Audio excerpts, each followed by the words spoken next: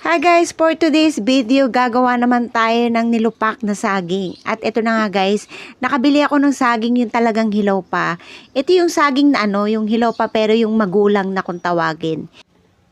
Ang gagawin lang natin dito guys, ilalaga ko lang to. So medyo mas matigas to kumpara kasi dun sa sa hinog na. Kaya medyo mas matagal ang oras ng paglalaga dito. Basta i-check nyo na lang pag tinusok nyo at malambot na, ibig sabihin nun, luto na.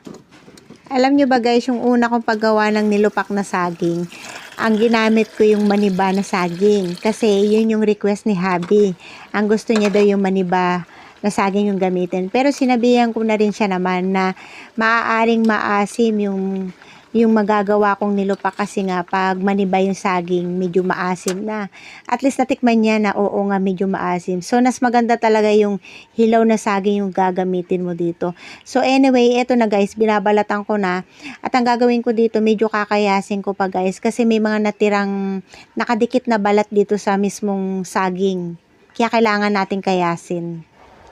Ang gagawin ko dito guys, pangungunahan ko na kayo So, hindi tayo gagamit dito ng lusong or yung bayuhan or yung mortar and pestle, no? Or yung dikdikan. So, hihiwain ko siya ng maliliit kasi gagamitin ko dito guys is food processor at blender. So, i-check natin kung uubra bang makagawa tayo ng nilupak gamit yung food processor.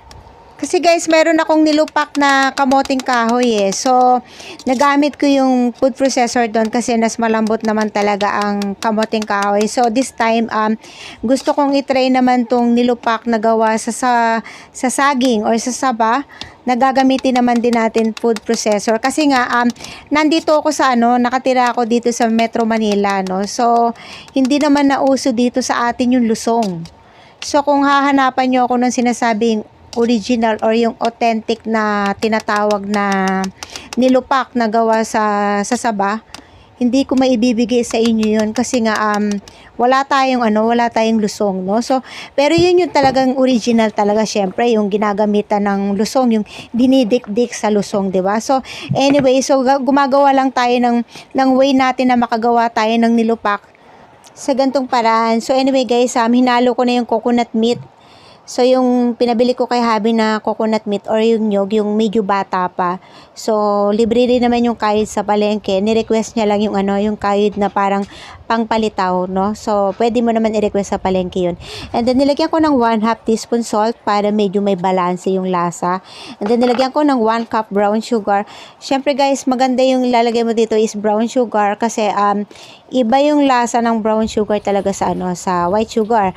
So, nilagyan ko ng 1/4 cup of butter, pero ang original niyan syempre, 'di ba, yung margarine. Pero syempre meron ako dito butter, kaya yun yung nilagay ko na.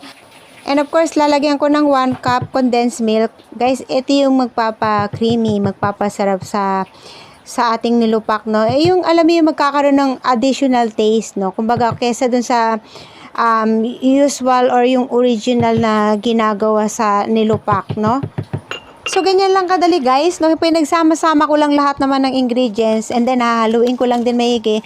At pagkatapos nito, sabi ko sa inyo, dalawang klase yung pagsusubukan kong gamitin. So, inuna ko dito, nagtry ako dito sa blender. Imagine guys, yung blender na to is more than 40 years old na yung tanda nitong blender na to.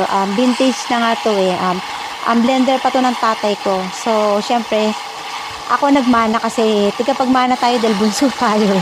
So, anyway, so, nagtry ako sa blender and then okay naman, maganda naman yung pagkakadurog or pagkakamash dito sa blender, no? So, kaya lang nga, unti-unti lang yung lagay ko kasi syempre baka mahirapan umikot yung blender.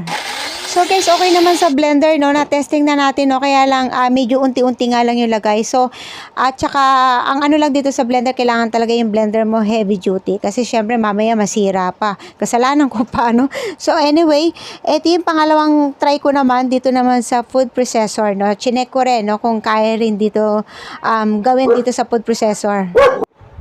Kaya guys, kung papipiliin mo ako kung blender or food processor, dito ako sa food processor. Kasi nas maganda yung pagkaka-mash or pagkakadurog, no?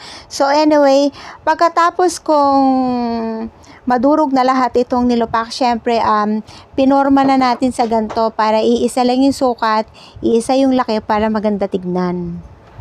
So guys, before anything else, magte-thank you po muna ako sa inyong lahat. Maraming salamat po dun sa matyagang nanonood sa aking channel.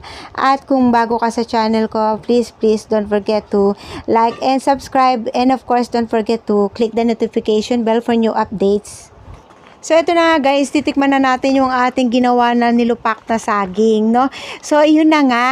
Pag gusto mo talaga, may paraan, no? So, kahit wala kang lusong or yung bayuhan at nagkikrave ka dito sa nilupak na saging, makakagawa ka pa rin by your own. Syempre, pero kung hinahanap yung authentic, medyo mahirap hanapin yun guys, no? So, siguro magtingin-tingin tayo sa bandang mga probinsya, doon tayo makakatikim ng mga talagang original na gawa sa Lusong. So anyway, thank you for watching. I hope nag-enjoy kayo sa aking video for today. Thank you and God bless everyone. Diyos mabalos. Bye-bye.